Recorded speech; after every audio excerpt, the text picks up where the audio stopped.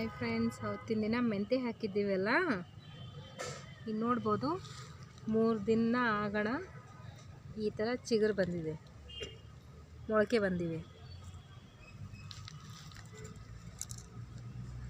ಎಷ್ಟು ಚೆನ್ನಾಗಿ ಮೊಳಕೆ ಬರ್ತಾ ಇದೆ.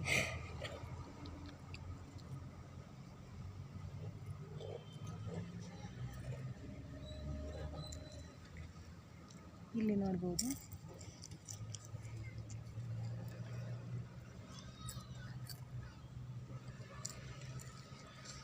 ಈ ಥರ ಇಷ್ಟೊಂದು ಮೊಳಕೆ ಬಂದಿವೆ.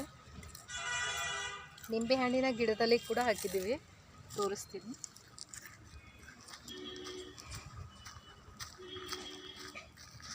ಇದು ನಿಂಬೆಹಣ್ಣಿನ ಗಿಡ. ಇಲ್ಲಿ ಪ್ಲೇಸ್ ಇದೆಲ್ಲ, ಅದಕ್ಕೆ ಇಲ್ಲಿಷ್ಟು ಹಾಕಿದ್ದೀವಿ. ನೋಡ್ಬೋದು, ಈ ಥರ ನೀವು ಸಣ್ಣ ಪಾಟಲ್ಲಿ ಹಾಕಿ ಬೆಳೆಸ್ಬೋದು.